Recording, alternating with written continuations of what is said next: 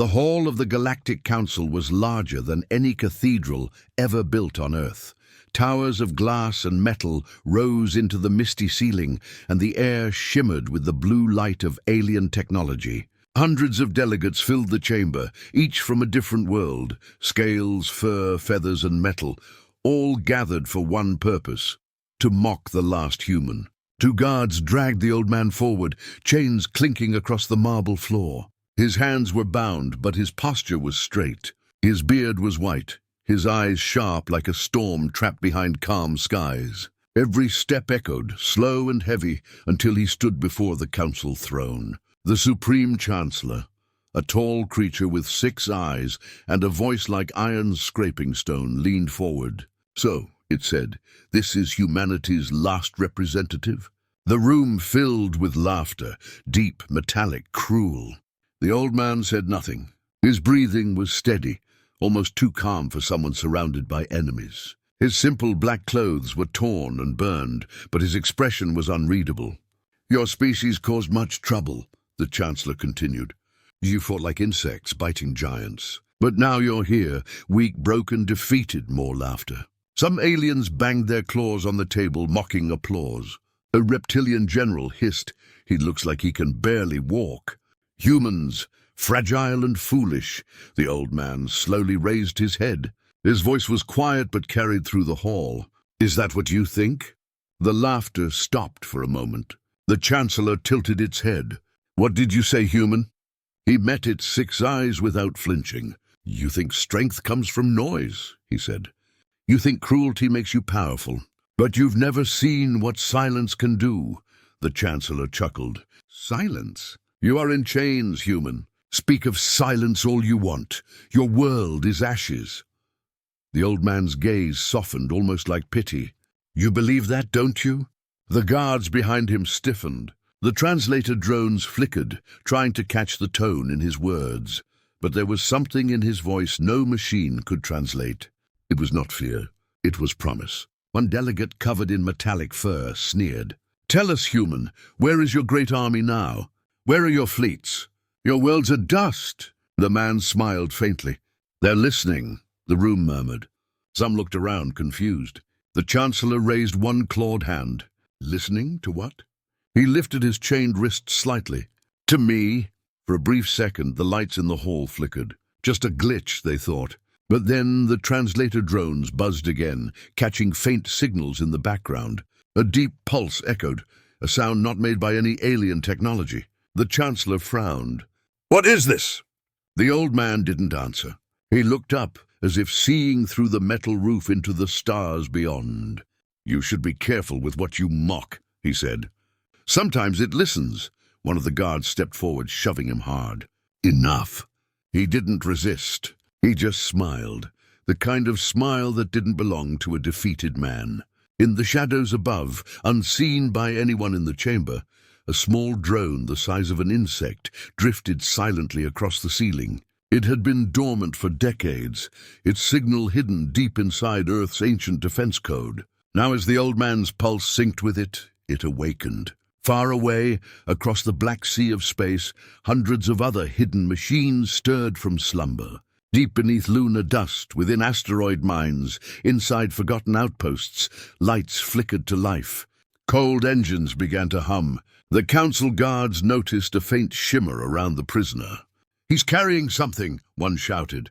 They searched his clothes but found nothing. Still, the energy sensors began to spike. The Chancellor leaned closer, glaring. "What did you do?" The man's chains glowed faintly under the red light. He looked at the alien leader and said very calmly, "You've already done it." "What?" "You called us weak. You called us extinct. You declared peace before asking if we agreed. You wanted to see what happens when you mock humanity's silence." The chamber grew colder. The delegates shifted uneasily. Somewhere above the planet's orbit, an ancient human satellite activated its distress beacon. The signal was short, only 2 words. But those words were enough to wake everything humanity had left hidden. "Erebus protocol active." The old man closed his eyes, listening. He could hear it, a hum deep in his bones, a vibration older than the war itself. It was home calling back. The Chancellor slammed its claw against the desk. "You think threats will save you?" The man opened his eyes again, calm and steady. "No," he said. "I don't need to threaten you. You already started the countdown." "Countdown?" He tilted his head slightly. "You wanted war." His voice dropped lower, colder. "We'll give you war." And with that, every screen in the chamber went dark. The Council's security systems froze. Their comms jammed. Panic spread across the room. The guards turned to restrain him again, but before they could move, the sound of a distant explosion echoed from outside. Not within the chamber, but far above, in orbit. The walls trembled. The Chancellor's 6 eyes widened. What was that? The old man stood taller, chains still locked around him, but his presence filled the hall. "The arrival," he said quietly. A red glow spread through the skylight. Not from the Council's lights, but from the burning re-entry of something massive in the sky. The guards stared upward. The councillors froze. The old man took a slow breath, the ghost of a smile returning to his face. "They heard me." And far above the planet, breaking through the atmosphere like falling stars, the lost fleets of Earth began to arrive. The council chamber was chaos. Sirens wailed, lights flickered red, and the once proud delegates shouted over each other in panic. Every holographic display across the room flashed the same warning: unidentified energy signatures detected in upper orbit. The Chancellor barked orders, but the systems refused to obey. Meanwhile, the old human stood motionless in the center of the hall, chains still wrapped around his wrists, glowing faintly with reflected light from the fires above. His eyes were calm, too calm for someone surrounded by frightened enemies. "Restrain him!" A guard roared, rushing forward. The elder didn't move, didn't resist. He only looked at the guard with something between pity and disappointment. The moment the guard's hand touched the chain, a pulse of energy burst outward, throwing him backward across the floor. The other guards hesitated, staring at their stunned comrade. "What did you do?" the Chancellor demanded, voice shaking. "Nothing," the elder said softly. "You're doing this to yourselves." The Council's central command screen suddenly flickered to life. A distorted human voice echoed through the hall, broken by static. "Signal received. Code. Erebus protocol confirmed. Activation level total." Then silence. No one spoke. The alien ministers looked at each other, confusion and dread on their faces. "What does that mean?" one finally asked. The Chancellor's voice cracked. "It means he's lying. Humanity can't have any more fleets. They were destroyed centuries ago." The elder tilted his head. "You're right. Most of them were." He took a slow step forward, his chains scraping against the floor. "But you didn't destroy all of us." The lights flickered again, this time accompanied by a low hum that seemed to rise from deep beneath the planet. The sound wasn't mechanical. It was rhythmic like a heartbeat. The elder closed his eyes, hearing it too. In that moment, thousands of kilometers away, a series of silent machines awoke. Hidden satellites aligned themselves, their ancient systems syncing together for the first time in centuries. Deep in the void, a black ship shaped like a blade opened its engines, revealing the faded emblem of Earth's Defense Command. The elder's voice dropped to a whisper. "We always knew this day would come." Back in the council chamber, the air grew heavy with static. Communication officers tried to restore contact with orbital defenses, but their screens filled with endless error codes. "All networks are jammed," one shouted. "We've lost control." "Of what?" the Chancellor snapped. "Everything!" The elder finally looked up again. "You see, we don't need control anymore. We left something behind, something that remembers who we are. Speak plainly, human." The elder smiled faintly. "I'm trying to." He lifted his chained hand slightly. The holographic translators around the room sparked and short-circuited. A single ancient language filled the hall, the words of old Earth, spoken by a voice that carried command and sorrow in equal measure. "Unit Sigma 9 to command relay. All surviving systems acknowledge signal." Awaiting human directive, the councillors stared in disbelief. It wasn't possible. The voice was coming from their own communication grid. The elder opened his eyes again. You built your empires on our ruins. You used our technology, our discoveries, our silence. You thought we were gone, but we were only sleeping. The Chancellor slammed a fist onto the desk. Enough! This is an illusion.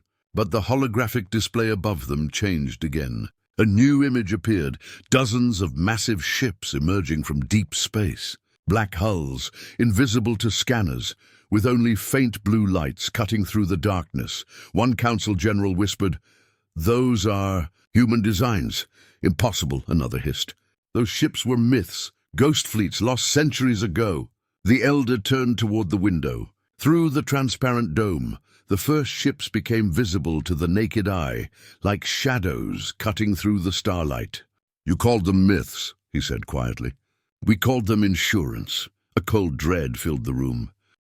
The elder continued speaking, his tone never rising, his calm never fading. "When Earth fell, we knew mercy was dead, so we prepared for the day someone like you would come. We left behind a voice, a signal that only a human could awaken." The Chancellor's 6 eyes narrowed. "Why now? Why send them now?" The elder looked back at him. "Because you laughed." The words hung in the air like a curse. On the Council's planetary shield system, alarms blared louder.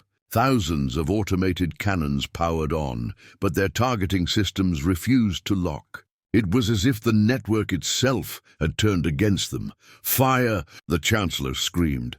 "Destroy those ships!" The cannons did not respond. The screens flickered again, and a message appeared on every console, written in Earth Standard. "Priority override. Humanity Command Alpha." The alien officers stared helplessly at the words, unable to read the rest. The elder finally lowered his head, his voice trembling with age, but steady with certainty. "You wanted to break us. Instead, you woke us." A young alien aide turned toward the Chancellor, fear twisting his face. "Sir, they're not attacking." The Chancellor blinked. "What? They're holding position. Just orbiting, like they're waiting." The elder smiled slightly. "They are. For what?" He met the Chancellor's eyes. "For my voice." The guards tightened their grip on their weapons, unsure what to do. Every alien in the room stared at the old man, as if waiting for something terrible to happen. He lifted his head toward the sky. "You wanted war," he whispered again, his voice trembling but clear. "You shall have it." Outside, one of the massive human ships lit its engines. A low, deep vibration filled the air. Then another ship followed. Dozens, hundreds, a fleet so vast the planet's night sky turned silver with their reflections. Down below, the Council's entire defense grid powered down all at once. Systems shut off, reactors went cold, weapons fell silent. The Chancellor whispered, This can't be real." The elder turned toward him one last time. "It's as real as your arrogance." And with that, he spoke a single word into the air, one the translator drones could barely register. "Begin." In orbit, the first volley of light tore through the darkness, aimed not at the Council's cities, but at their communication relays, the voice of their empire.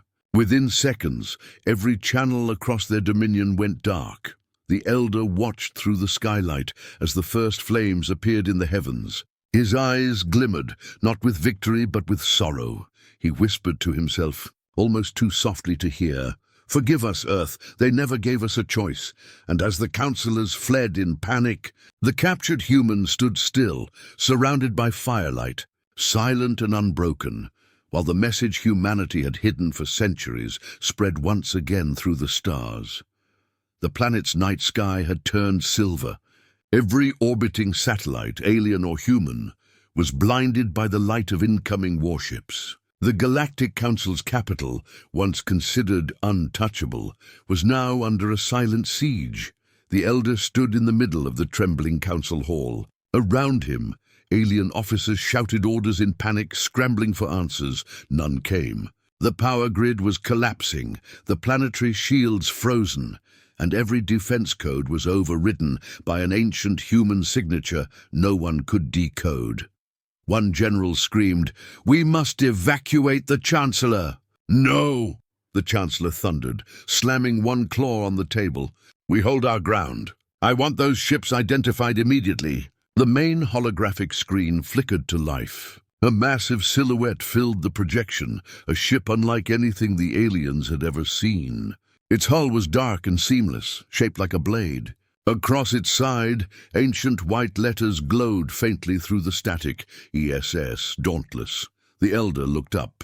His eyes softened for a brief moment, as if recognizing an old friend. The council officers were confused. What is that vessel? Who commands it? The old man's lips curved into a faint smile. No one commands her. She remembers. At that moment, a deep hum filled the air, low, powerful, and alive. The Dauntless opened her hangar bays, and thousands of smaller craft slipped into formation, their engines glowing faint blue against the void. Each of those ships had been hidden across the galaxy for centuries, buried beneath moons, fused within asteroids, or sleeping in black holes' shadows. Humanity had left them scattered like seeds, waiting for a single call. Now that call had come. Inside the Dauntless, a machine intelligence came online, a digital echo of human command, forged during the last days of the war. Its voice, ancient yet clear, rang across the fleet. Signal confirmed. Humanity requests retrieval of assets. Directive, defend. Priority, the Elder. Back on the Council planet, the Elder straightened his shoulders, his gaze distant. He was no longer merely a prisoner. He was a relay, a living signal channel.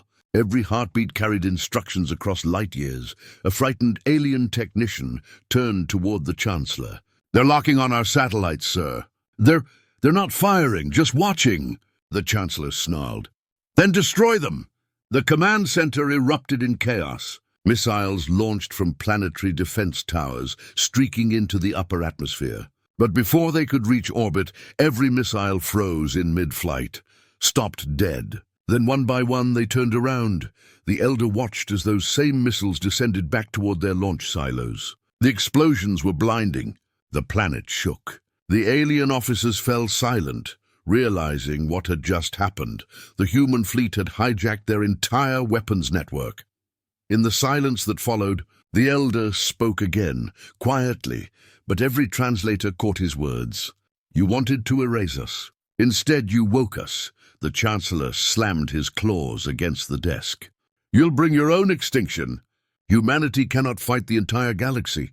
The Elder turned toward him, eyes glinting under the crimson alarms. "Then we'll teach the galaxy what extinction really means." Outside, the Dauntless began to move.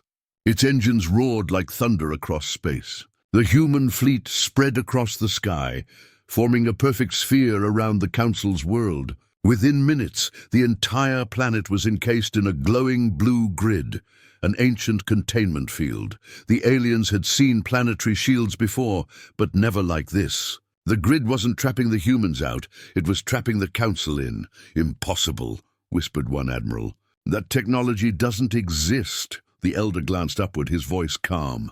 "It didn't. We built it." Across the galaxy, more signals appeared. Colonies that had long been silent.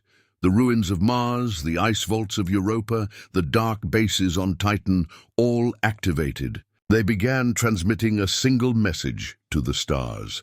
"We are humanity. We endure." The councillors stared at the holographic map. Red dots spread across hundreds of systems, human strongholds reawakening like embers, reigniting into flame.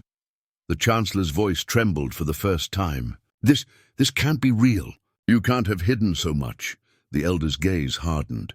"When you fight for survival, you learn to hide hope where no one looks." A sudden tremor rocked the building. The sky outside was filled with streaks of light. But instead of bombs, they were dropships, sleek black crafts descending through the atmosphere, surrounded by storms of plasma and fire. The Chancellor shouted, "They're landing on the surface!" The Elder smiled faintly. "They're not here to conquer." "Not yet." The dropships landed silently across the planet's surface, releasing columns of drones. The machines moved through cities without attacking civilians, scanning and mapping every structure. They were claiming data, not blood. One alien officer gasped, "They're copying our entire network!" The Elder nodded. Knowledge before war. Always our way. The council turned toward him again, terrified now not of death, but of understanding. This was not a chaotic assault. This was a plan. You don't understand what you've unleashed, one of them whispered. The elder looked at them with weary eyes. No, you never understood what you were mocking. The walls of the chamber cracked as another shockwave rolled through the ground. Above, through the massive skylight, the Dauntless aligned directly over the council tower. From its underside, a blinding column of light shot downward, but it didn't destroy. It stopped, frozen a few feet above the tower's roof. A transmission followed, broadcast across every channel in the galaxy.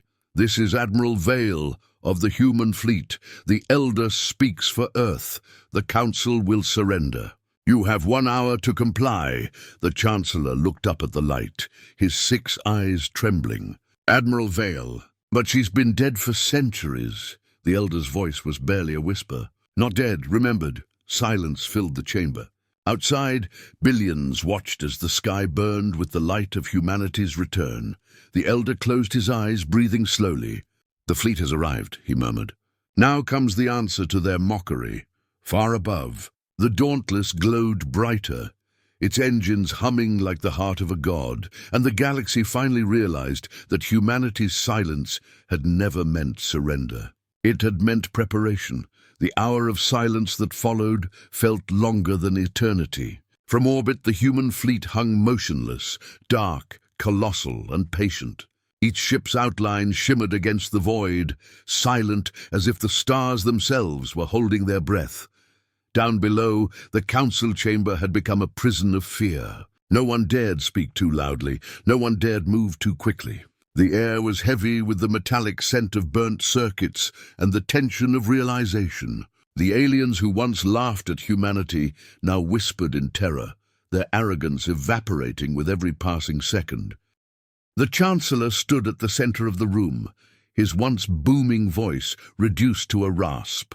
"They cannot destroy us," he muttered to no one in particular. "They wouldn't dare. They're only one species." The Elder, still bound in glowing chains, looked up at him quietly. "One species," he said, "that learned what fear tastes like, and swore never to serve it again." The Chancellor's claws clenched. "You think we will kneel before your kind? We are the Council, the heart of the galaxy." The Elder's lips curved into a faint smile. "Then your heart is about to stop." Before anyone could respond, the ground shook. The council tower's foundations trembled, and the lights dimmed to black. When emergency lights flickered back on, every holographic display in the hall showed the same image, a human face. Flickering in digital static, the voice that followed was steady and clear, belonging to Admiral Vale herself. "To the Galactic Council, your arrogance has led to this. You enslaved our colonies, erased our history, and mocked our survivors. You believed our silence was weakness. It was strategy." The councillors froze. The Chancellor shouted, "Cut the feed!" But the technicians only stared in horror. The controls were unresponsive. The message continued. "We warned you once that war with humanity would end one way, in silence. That time has come." Outside, across the horizon, streaks of light began to fall from the sky. They weren't explosions, not yet. They were human drones, sleek, precise, descending like rain. They surrounded military installations, disarmed planetary defenses, and shut down energy grids without firing a single shot. The Council's armies were paralyzed, their weapons rendered useless. Panic spread across the cities. Broadcasts filled the airwaves, filled with questions and screams. Who were these invaders? Why weren't they killing anyone? Why were they just watching?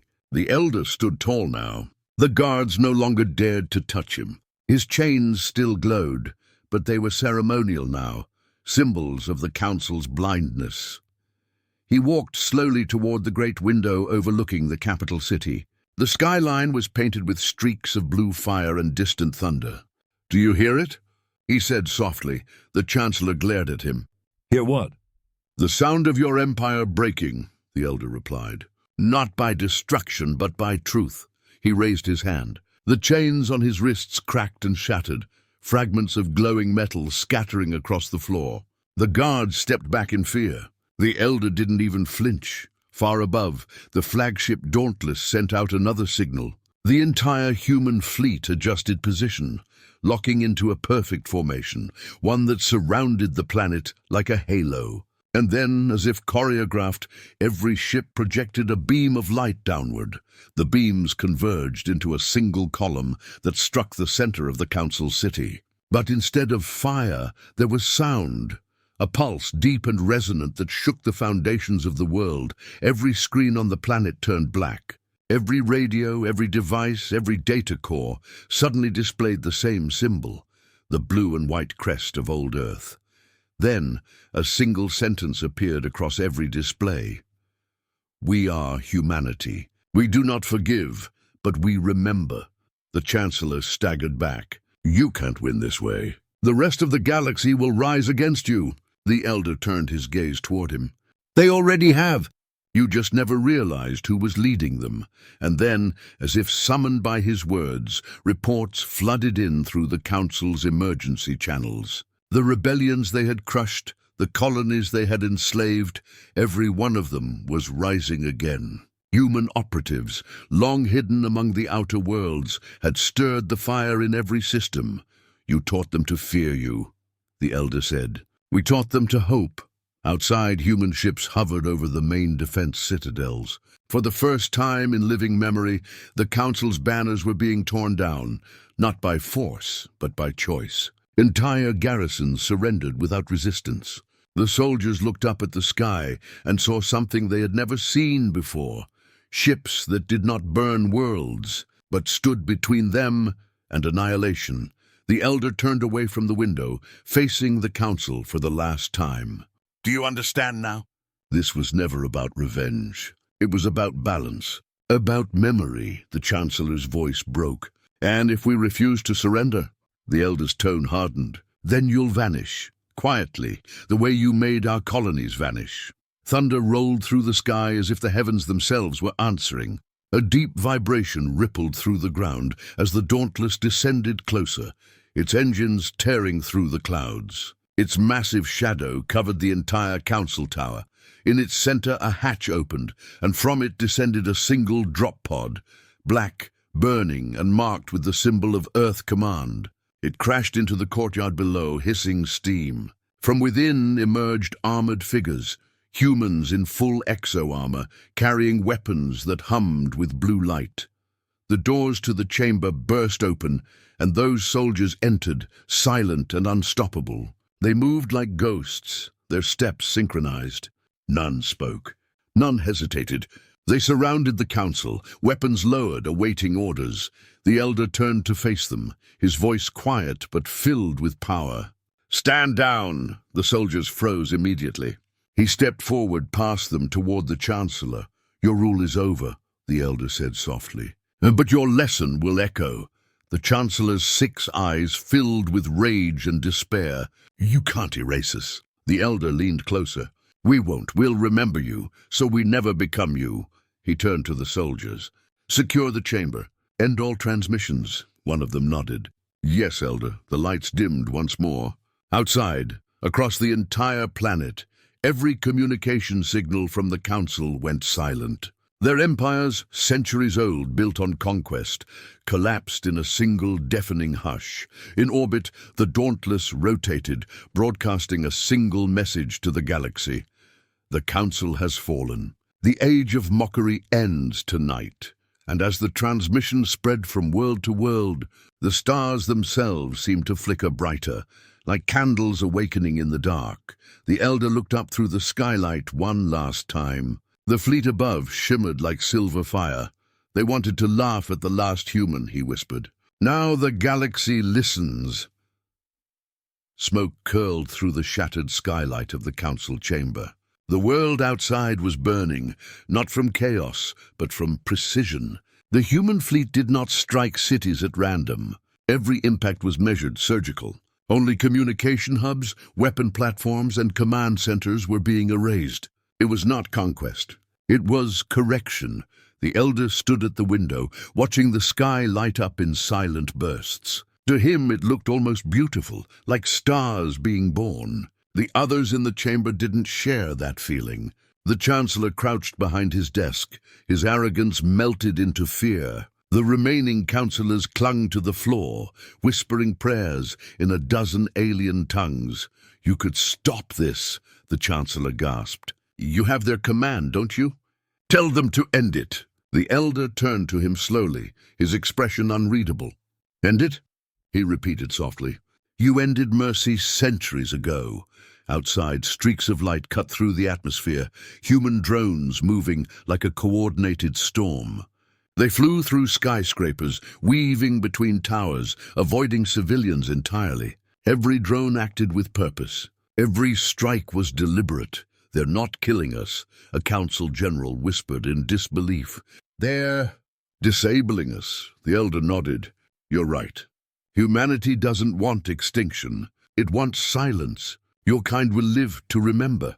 The Chancellor trembled. "You can't mean to—" Before he could finish, a distant explosion rippled across the horizon. The Great Council data vault, repository of centuries of galactic history, was gone. In its place, only dust rose into the night. The elder's gaze didn't waver. "You hoarded truth and used it as a weapon. We took it back." He turned toward the soldiers guarding the door. Their armor shimmered under the red glow of warning lights, human soldiers, faceless and calm. They waited for his orders. "Secure the remaining archives," he said. "No data leaves this planet." "Yes, Elder," one replied, voice mechanical yet reverent. The Chancellor slammed his fist on the desk. "You can't erase knowledge." "Knowledge?" The Elder stepped closer, eyes burning cold. "You call it knowledge when it's yours. When others seek it, you call it rebellion." The Chancellor backed away. "You'll destroy everything." "No," the Elder said. "We'll rebuild what you destroyed." He turned away again, gazing at the holographic screen that still flickered with images of the ongoing war. Human fleets were advancing system by system, but not to conquer. They moved through space like healers through wounds, cutting away corruption, freeing enslaved colonies, broadcasting one simple message everywhere they went: humanity remembers. In the council hall, silence fell once more. The Elder spoke again, this time not to the aliens, but to the fleet above. "Admiral Vale," he said quietly. Her voice came through the comms instantly, steady, respectful, and human. "Yes, Elder, report. 73 worlds liberated," she said. "Resistance minimal. The remaining fleets are fleeing toward the outer rim. No civilian targets engaged." The Elder nodded slowly. "Good. End it cleanly. No glory. No cruelty. As you command." The communication cut off. He exhaled deeply and looked down at his hands, old, scarred, trembling. He had carried this mission for decades, perhaps longer. Every humiliation, every mockery, every death, he had borne them in silence, knowing this day would come. But now that it was here, it didn't feel like victory. It felt like the end of something sacred. He spoke softly, mostly to himself. "War always asks for payment, even when you win." One of the alien aides, shaking, dared to ask, What will happen to us?" The Elder looked at him, young, terrified, and ignorant of the crimes his leaders had committed. "You'll live," he said. "You'll rebuild without masters. That's the price we ask." The aide blinked. "And you? What will you do now?" The Elder turned toward the window again. The horizon glowed with blue fire. "I will watch, and I will remember." Then, almost as if hearing him, the Dauntless moved into the lower orbit. Its shadow passed across the city, and with it came a wave of silence. No communication, no weapon fire, no resistance. Only the hum of power and the whisper of surrender. The Elder could sense it through the air. The war was ending, not with screams, but with stillness. The kind of stillness only humanity could bring. The Chancellor finally broke the quiet, voice hollow. "Why didn't you destroy us completely?" The Elder looked back at him, and for the first time there was something almost human in his eyes. Pity. "Because that's what you would have done." He walked past the guards, down the long marble steps, his footsteps echoing through the empty hall. The soldiers followed silently, parting crowds of stunned aliens as they made their way into the streets. Outside, the once grand capital was unrecognizable. Towers still stood, but their lights flickered weakly. The air smelled of ozone and ash. Civilians stared at the sky in awe and fear, watching the human ships glide above them like ghosts. A small child, alien, blue-skinned, stared up at the elder and whispered something in her own language. He didn't understand the words, but he understood the tone. She wasn't afraid. He stopped and crouched beside her. "You'll remember this day," he said gently. "Tell your people we didn't come to conquer. We came to end the noise." She blinked, confused, but smiled anyway. The elder stood and walked toward the central square, where a holographic monument had already begun forming in the air, a message left by the human fleet.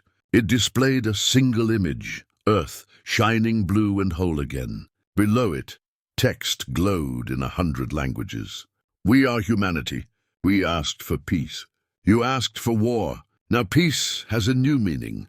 The Chancellor watched from the balcony above, broken and speechless. He realized that the humans hadn't just defeated them. They had rewritten the very idea of power.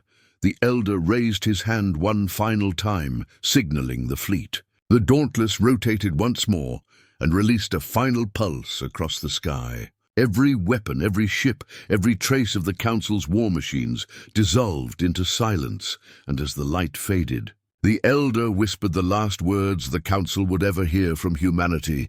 "We warned you once. Never mock the quiet ones." Above, the stars flickered back to life, and in their reflection, humanity stood, not as conquerors, but as the reckoning the galaxy had invited upon itself. The war ended not with explosions, but with a whisper. Across the galaxy, the fires went out one by one. The once mighty fleets of the Council drifted powerless through the void, their engines silent, their communication lines cold. The galaxy, so loud, so sure of its control, had fallen quiet for the first time in living memory. The elder stood alone on the observation deck of the Dauntless, looking out at the planet below. The world glowed faintly beneath the thin layers of smoke, its cities dim but alive. From this height it looked peaceful, almost beautiful. Admiral Vale approached quietly behind him, her armor faintly reflecting the blue light of the viewport. She had commanded the fleet flawlessly, without hesitation, yet even she carried the weight of what they had done. "It's finished," she said softly. "The Council's worlds are surrendering. Their fleets have powered down. They've lost everything." The elder didn't turn to face her. "No," he murmured. "They've lost the illusion of control." "That's not the same as everything." Vale hesitated, her voice uncertain. "What now?" The elder's eyes stayed fixed on the planet. "Now we teach them what silence means." He turned finally, slow and deliberate, his old face illuminated by the cold glow of the stars. "For centuries, they measured worth in domination. We will measure it in restraint." Vale looked at him for a long moment, then nodded. "And humanity? Humanity will rebuild," he said, quietly as it always has. A low hum filled the bridge, the heartbeat of the Dauntless. Crew members, both human and synthetic, worked in calm coordination. No cheers, no celebration, just focus. The ship was a cathedral now, not a war machine. Through the viewport, the galaxy looked almost alive again. Lines of light traced the paths of liberated worlds, spreading outward from the Council's core like veins of rebirth. Broadcasts filled the void, alien voices speaking words of surrender, and human voices replying with a single phrase: "Stand down, rebuild." Far below, on the surface, alien civilians cautiously stepped out of shelters. They expected the human ships to fire again, to finish what they had started. But the sky remained still. Instead, drones descended, not with weapons, but with supplies. Food, medicine, and data archives containing the histories the Council had erased. In the capital city, survivors gathered in the main square to watch a holographic message being projected into the air. The elder's image appeared, tired but steady. "We are not your conquerors," he said. "We are your reminder. Every world that mocked our silence will now learn its value. Rebuild your homes. Rebuild your hearts. Let the memory of this day keep you honest. The message repeated endlessly, translated into every language. Some wept, others bowed. A few simply stared, unable to believe mercy was real. Back aboard the Dauntless, the Elder walked through the quiet corridors. The crew stepped aside respectfully as he passed. His every step echoed with the weight of the ages. He entered a small chamber lined with old flags, the tattered emblems of human colonies long destroyed. He ran his fingers across the worn fabric of one. "These belong to people who believed we'd be forgotten," he said softly. "But the stars remembered us." A young officer standing nearby hesitated before speaking. "Sir, will we stay here?" The Elder smiled faintly.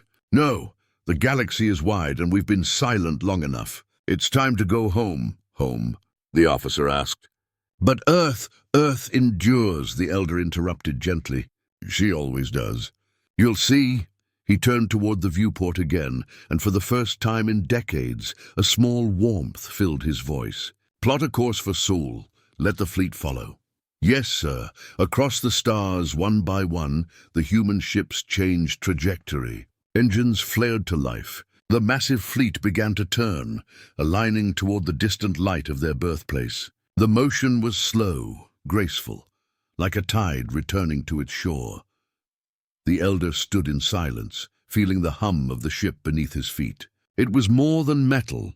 It was memory, forged from every loss, every humiliation, every promise kept in the dark. Humanity had not returned as a swarm of vengeance, but as a tide of justice.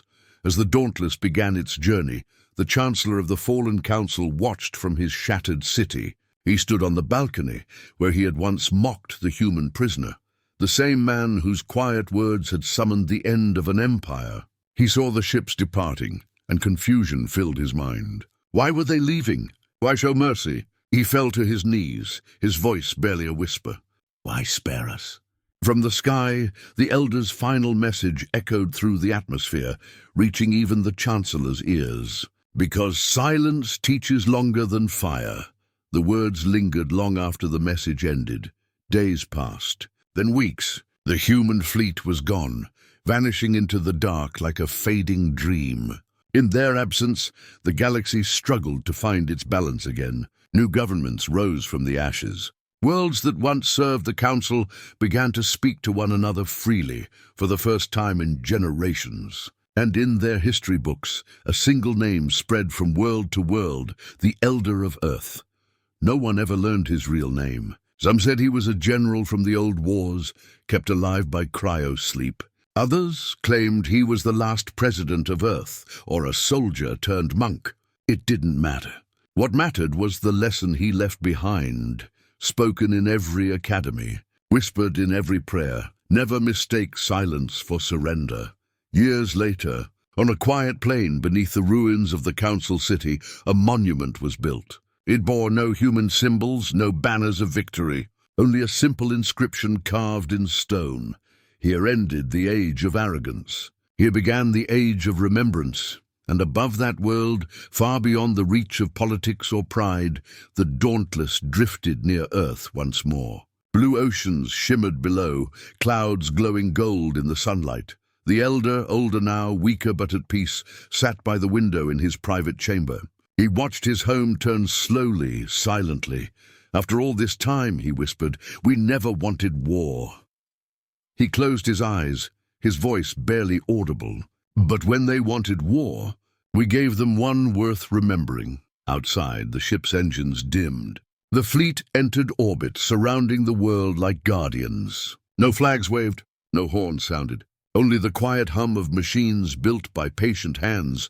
The galaxy slept. Humanity watched, and silence, deep enduring silence, finally ruled the stars.